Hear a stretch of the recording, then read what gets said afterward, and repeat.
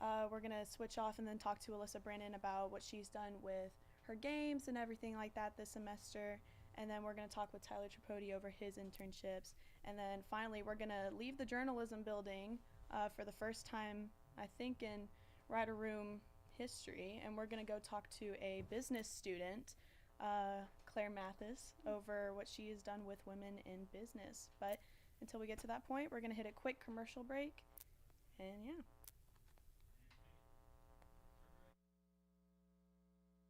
Got a computer issue? Meet AB Computers, Stillwater's trusted experts in computer repairs. We understand how important your devices are to you. That's why we offer fast turnaround times, so you're never disconnected for long. Hello, my name is Roger Smith. I'm the owner of AB Computers here in Stillwater. I offer excellent services for repairs, upgrades, custom build of systems. I do Mac and PC repair. I've got best prices on pretty much everything you can look for. We service all types of computers, from PCs and gaming rigs to tablets and everything in between. Whatever your tech needs, AB Computers is your one-stop solution. Whether it's a locked screen, a sluggish system, or any other tech trouble, AB Computers has you covered. Visit us at 211 North Perkins Road, Suite number 10, right next to Walmart. Our new location offers easy access and plenty of parking, making it more convenient than ever to get the expert help you need.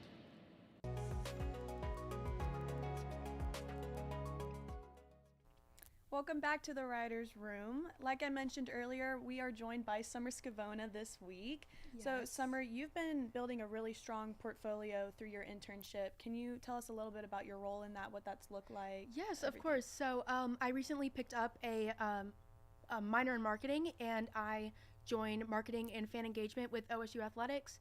And it's been a really cool experience just getting to see everything that goes on behind the games and learning time management.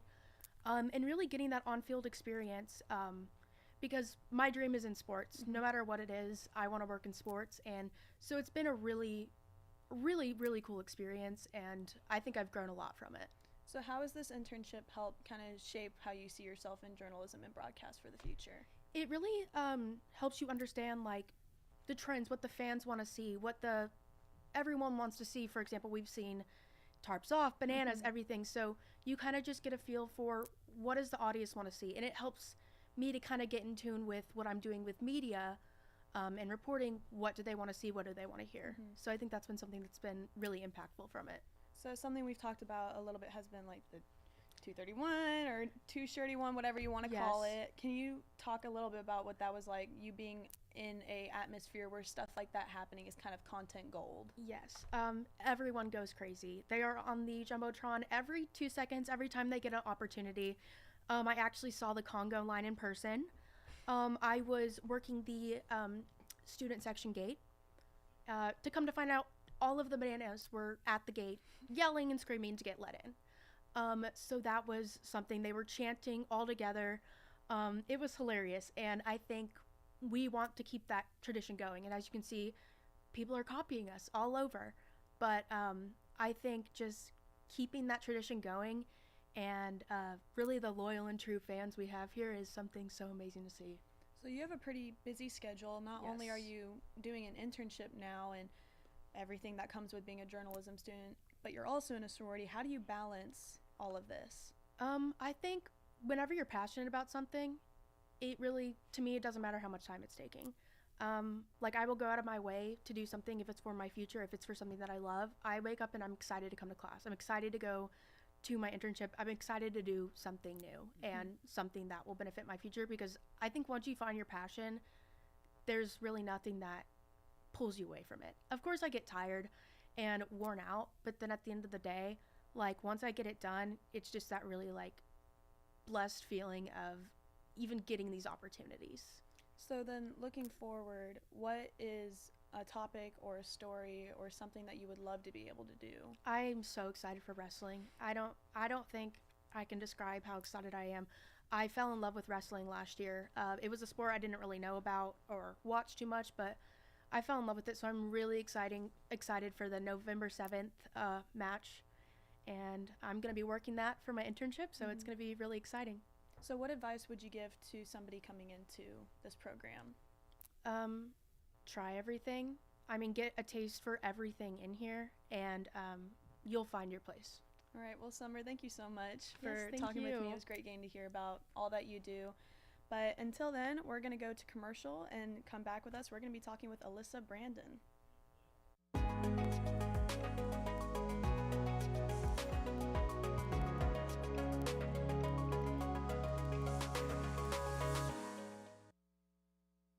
Ace in the Bowl salsa started many, many years ago. I was trying to find a recipe to take to a family gathering, and so I started messing around with different recipes, and I took a little bit from here and a little bit from there, and I came up with a salsa that is truly unique. Ace in the Bowl salsa is an olive oil-based salsa with tomatoes, green chilies, green onions, and black olives. There's no sugar added, it's gluten-free, low calorie, low carb, low fat, low sodium. So it's a very, very, very good alternative to any snack you may want. As of right now, I'm just looking to be in Oklahoma and having a successful business within the state. If my grandkids could ever take it over when they're old enough, that would be my dream.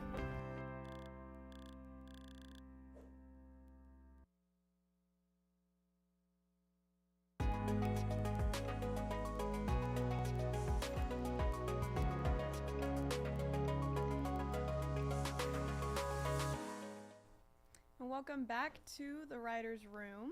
Again, my name is Julia Price. I'm now joined by Alyssa Brandon, one of our very own. So, Alyssa, you and I talked a little bit, and you said that Ocali TV gave you the opportunity to start your career really early.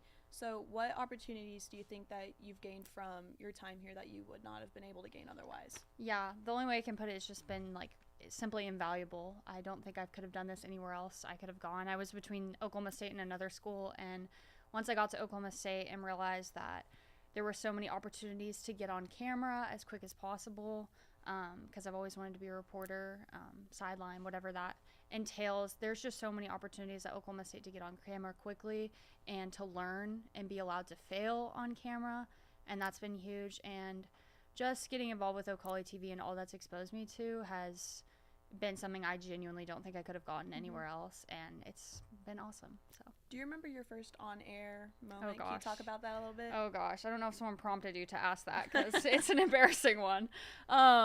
So basically, my first semester, freshman year, I came in and I was like so excited. I was like, I want to be on camera, and they were doing a football pregame show actually, and it wasn't done through this class.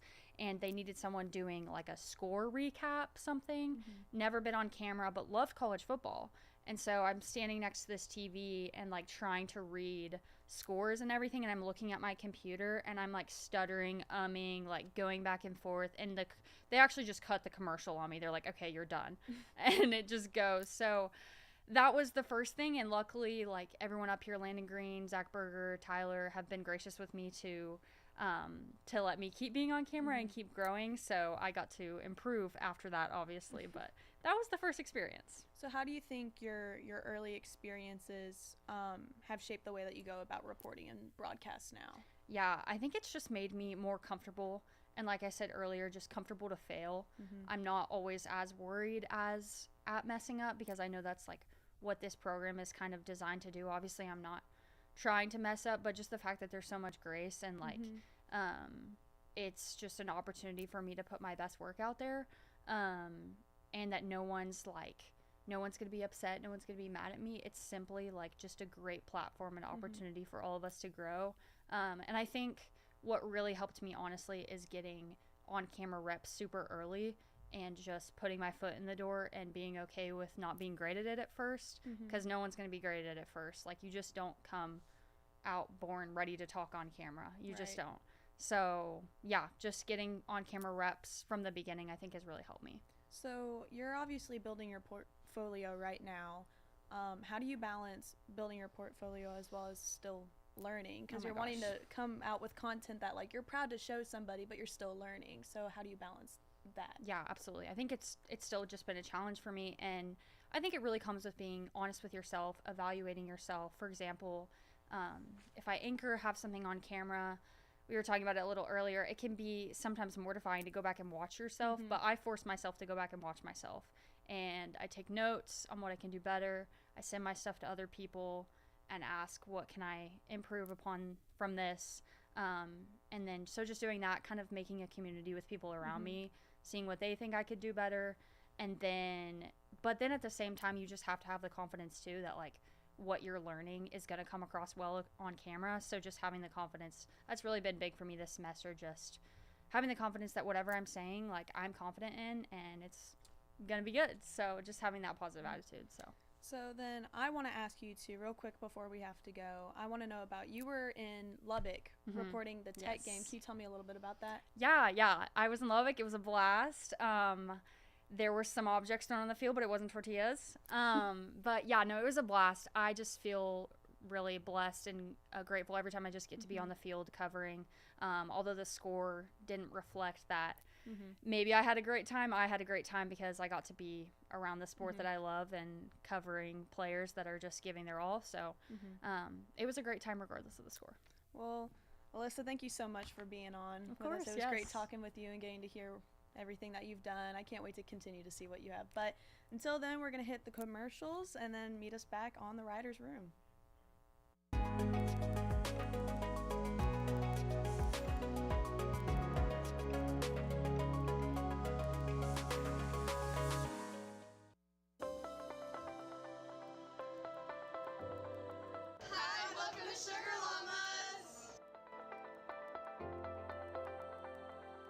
Well, I'm the owner of Sugar Llamas here in Stillwater. My name is Chad O'Rourke. We want to create a customer-centric culture and create an experience for our customers when they come in. Our ice cream in particular, you can get it other places, but I'm only aware of like one other place besides the Sugar Llama in the state of Oklahoma that you can get it. We actually ship it in from up north, but when it comes to our coffee, you cannot get Sugar Llama coffee anywhere else in the world. You might find a blend similar to it, but you're not going to get Sugar Llama coffee anywhere but a Sugar Llama. It is proprietary to us. We really actually want to get more involved within our community. It's not just about making money, but it's about serving our community and becoming a part of the community here.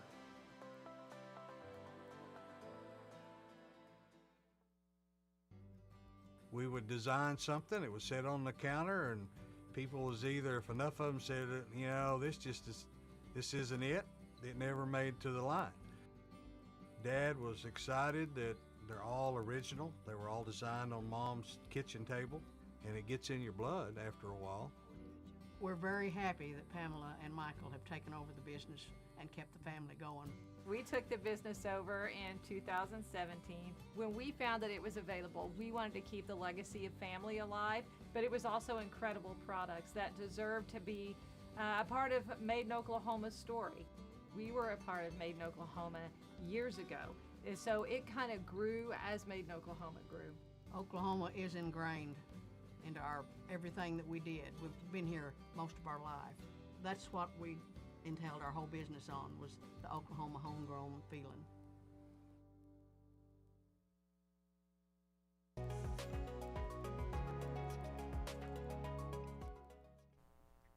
Welcome back to the Writers' Room. We are now going to be speaking with Tyler Tripodi. Tyler, thank you for being on. Yeah, thank you for having me. You know, anytime I get invited on a show like this, I like to show my appreciation through a gift. So I got you this pumpkin here. Oh, if you want, you can go ahead and take that. That's so sweet. Thank His you. name is Stanley, if you're curious. Stanley the pumpkin. Stanley the pumpkin, Thank you, yeah. He's Tyler. been a good friend to me. I hope he'll do the same for you. Okay, thank you. I quite welcome. appreciate that. Of course. Very, very gracious.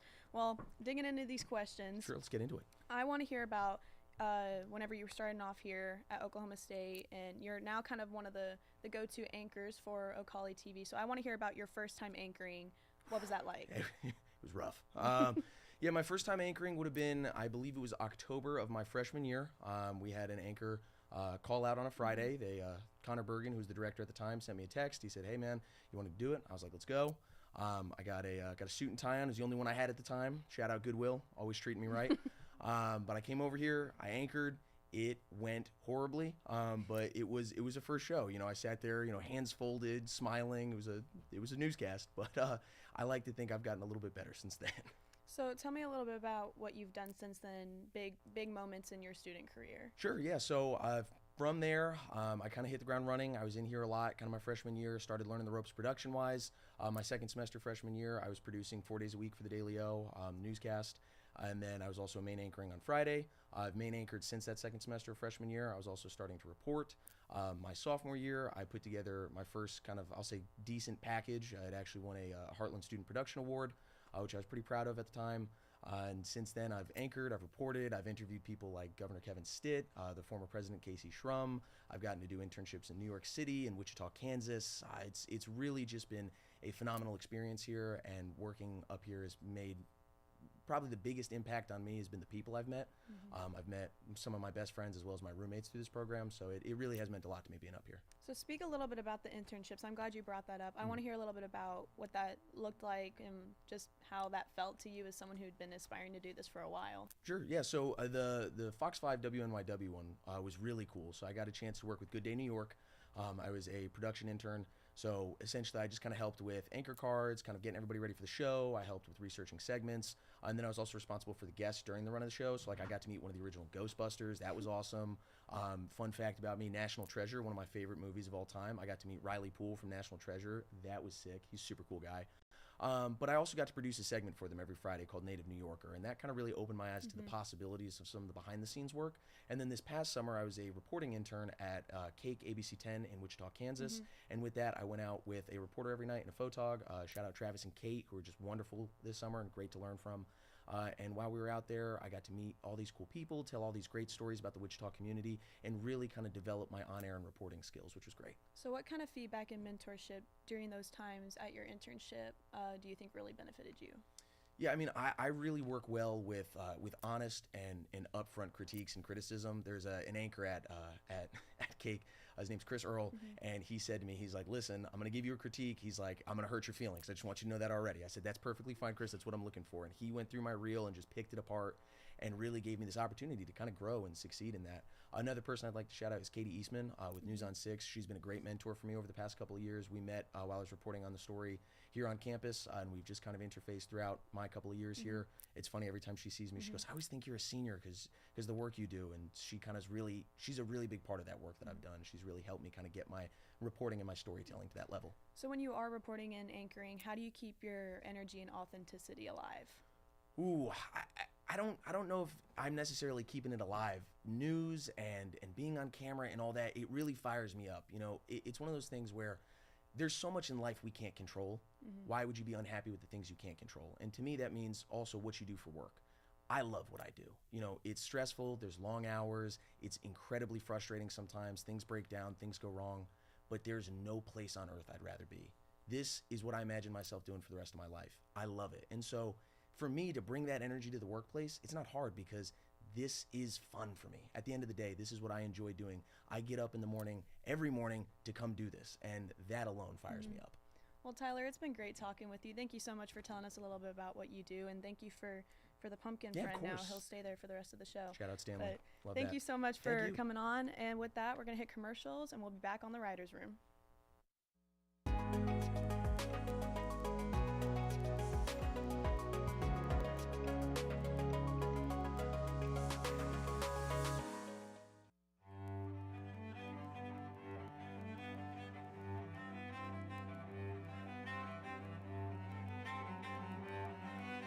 My name's Dennis Abernathy. Lived here since 1968, and I consider myself one of Stillwater's oldest original family jewelers.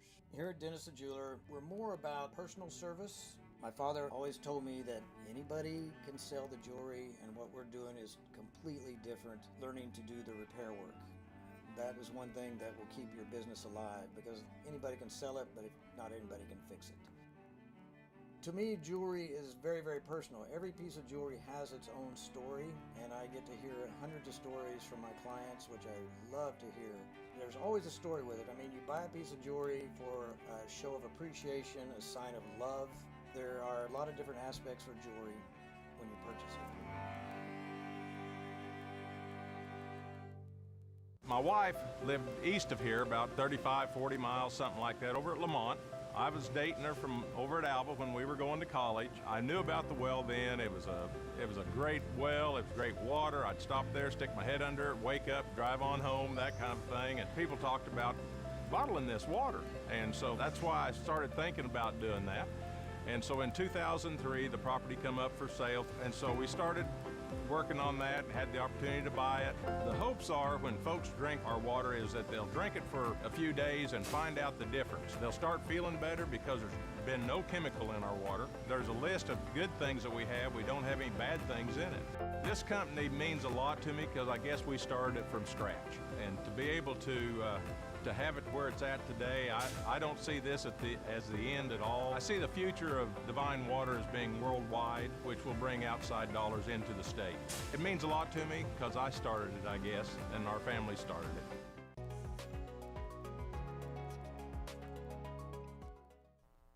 Welcome back to Writer's Room. I am now joined by Claire Mathis. Claire, thank you for being on the show. Oh, of course. Thanks for having me. So you've really made your mark within Spears business. I want to know if you could tell us what drew you to get involved with everything that comes with Spears in the first place. Yeah, of course. I think the main thing that initially got me involved had to do with my major. So I study accounting and finance.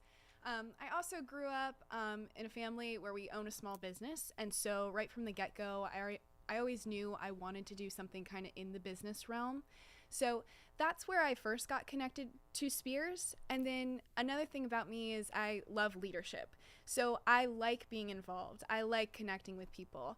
I think that was a driving factor that led me to pursue different leadership positions and things that got me really involved with the school. So what do you personally think that Spears brings to people who are wanting to grow in business and professionalism and leadership? What do you think Spears has to bring to the table? The thing that I've seen that sets Spears apart the most is the exposure. So whether we're in classes or talking with professors or at different club events, we try and make it represent real life examples. So like we'll bring in projects that we're looking at a 10K statement or we're interviewing different industry professionals. And so I think what Spears does really, really well is connecting to real world examples and then bringing in industry professionals so we can voice our questions and get things kind of figured out before we actually graduate and enter the real world, if that makes sense. Yeah. So Claire, you are currently president of the Women in Business community that we have here. I want to hear a little about what that experience has been like, what drew you to go to that leadership role, everything that comes with that. Yeah, so I first got connected with Women in Business my freshman year, came on campus. I'm actually not originally from Oklahoma, from Western New York, so far from home. Wow. Yes, and so I was looking for ways to get involved right off the bat. The Women in Business Club has a really special place in my heart just because I got involved freshman year. That's where I met some of my really close friends. And I also had the opportunity to see how the club was run. And so then my sophomore year, I decided with my love of leadership and how much I love the club, I wanted to take on an executive position. I was treasurer for my sophomore year, and I think there were a lot of lessons learned there, and I enjoyed being able to give back to other students the way that the club gave to me. And so that was last year. Now this year I'm president. I just feel really blessed in that role. Like I've just had the opportunity to learn from so many great people, connect with members and industry professionals that we have come to speak. And so that has just been very fulfilling for me. That's amazing. I want to hear a little bit about what Women in Business right now, what y'all are working on, what initiatives are going on. Can you speak to that a little bit? Yeah, of course. So we tend to have meetings throughout the semester. We try to do, one every 2 weeks or so. But as far as like initiatives and strategies we kind of focused on for this year, we wanted to see consistent membership. So we wanted the girls that come to our club meetings, we want them to come have a great experience, get to know people, and then continue to come back over and over again. So that's something we've worked on a lot, having that consistent membership. In the past, we kind of see it fluctuates. This year, I'm really proud to see that our consistent meetings, we're having 75 plus every single meeting. And so that has just been so awesome to see. I think as far as events that are kind of coming up, we have 2 more meetings to finish out this semester, and then next semester we'll start right back up again. So just to wrap it up a little bit, I want to hear, if you were to reflect back on your time in Spears business, what is one moment that you're really proud of?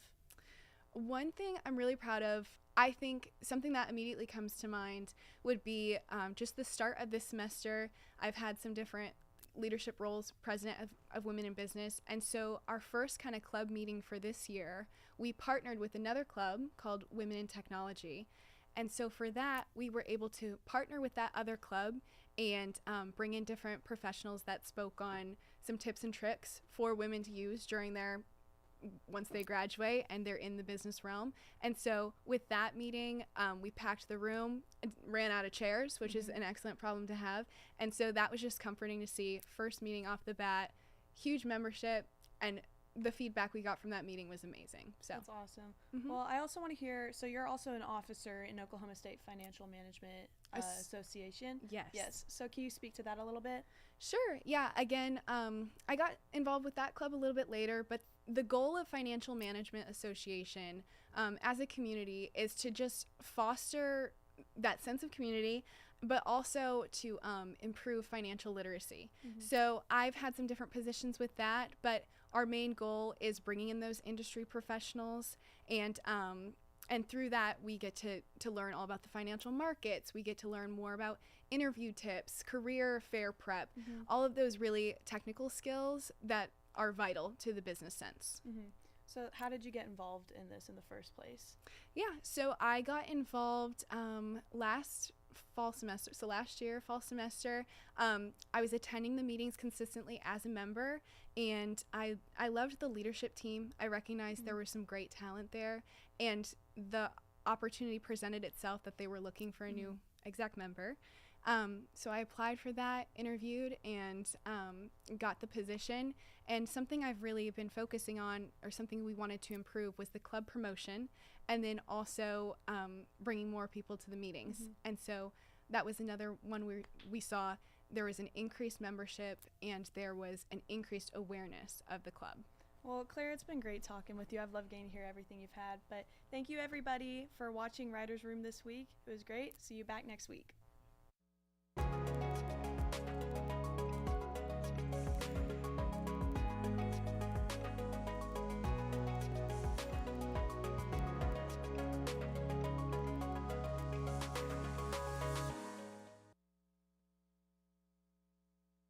Pecans are staple to Oklahoma. In fact, many of our native pecans come from trees that are older than Oklahoma statehood. My father's the one that got us started into the pecan picking. I was probably 10 or 12 years old, and we started off with one little mechanical picker that you pulled behind a four-wheeler. Then we'd go home at night and we'd clean them on a TV tray. I guess watching my dad work hard when we were young, and people started trusting him and getting more and more groves, we just kept growing. Being a relatively new and fresh company, we get to sit in the same room with people who have been a part of the Oklahoma economy for decades. It's opened a lot of doors. It's gave us quite a bit of exposure, and I think people, will take a small company like us a little more serious. We're just going to continue growing as long as our community lets us, and our customers keep on buying, and we'll see where it takes us.